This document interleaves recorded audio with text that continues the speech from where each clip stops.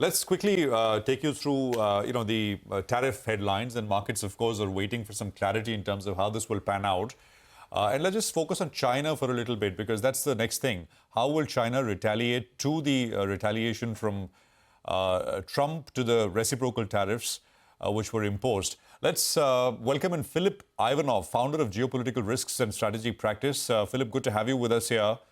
So that's the question. How will China retaliate? Will there be sort of tariff retaliations, companies being barred,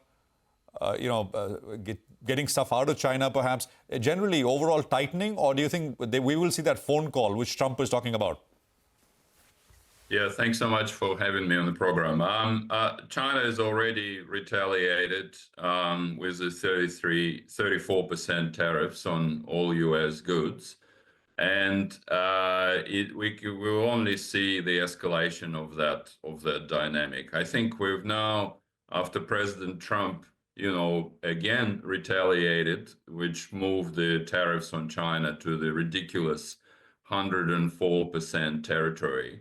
I think it's very difficult for both parties to walk back from it. So we are now in this mainly a political and geopolitical confrontation rather than economic or trade confrontation. And I think China has got itself in a very difficult position, despite the fact that it has been preparing for this trade war for at least the last decade.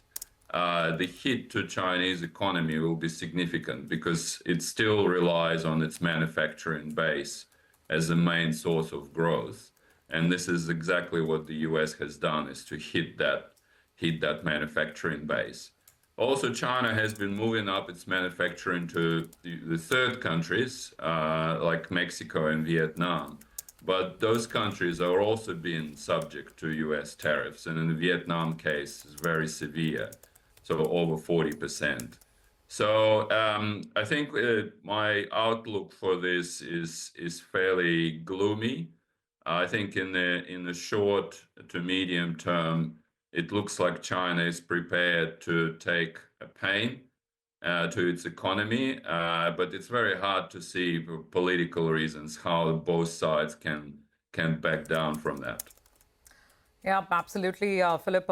Yesterday, the U.S. Treasury Secretary, Scott Bessent, he said China is playing a losing hand. He's saying, what do we have to lose? Because, which is a fact as well, right? U.S. imports into China are, I think, just about a fifth of what China is exporting to the U.S. So, so what's the end game here? I think there have been some conversations with the EU. What do you see ahead as China tries to protect its economic and business interests? Yeah, I think I see no winners in this. For the US, it probably means high inflation, which is very difficult politically for Trump. For China, it means the loss of a very important, I would say, the most important market for its goods. And I don't see how China can easily replace the US market. China already is facing a significant overcapacity issue in terms of its manufacturing supplies.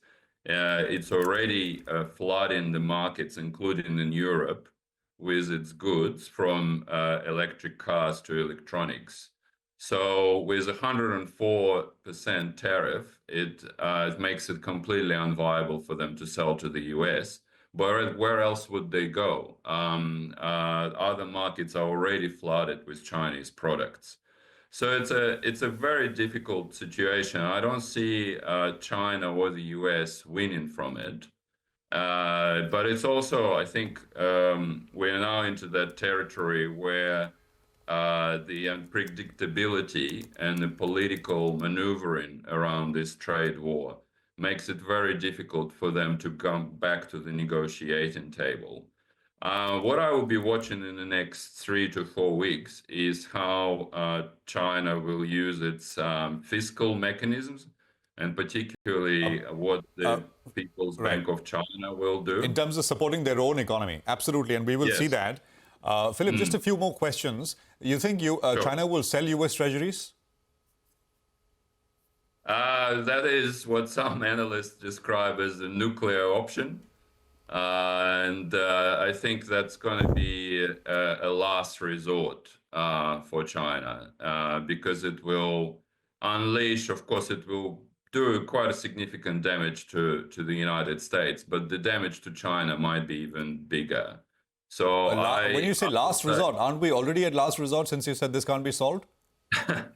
No, I think we're not yet there. I think selling the U.S. Treasury bonds and devaluing significantly the yuan will be sort of the next stage of this trade competition. And at the moment, I think both sides are assessing kind of the impact and the damage that they have done to each other to see what the next step might be. So I'm not convinced that what China would do now. Yeah, I mean, they're one of the largest holders, so they kind of get hurt in the process as well. Yes. And China, and what you said about China, that is separate, right? And everybody else gets a deal. China is difficult. That's the view, Philip, right? Or what you're describing for China is true for other countries as well. Briefly. Yeah, absolutely. Everyone wants to get a deal, but I think the main purpose of this trade war is ultimately China. And so I think that it will be hard, at least in the short term, to sitting here in India, we can expect everyone else does in the next 10, 12, 15 days, some, or maybe longer, some deal happens, but China will kind of, it'll be harder, much more protracted. That's the way to think about this? Yes, absolutely. Because of the complication in the relationship between the US and China. So the politics interfere. Got that. Thank you very much, Philip. It's a great conversation. Appreciate your time here and hope to have you back as we continue to track this big story.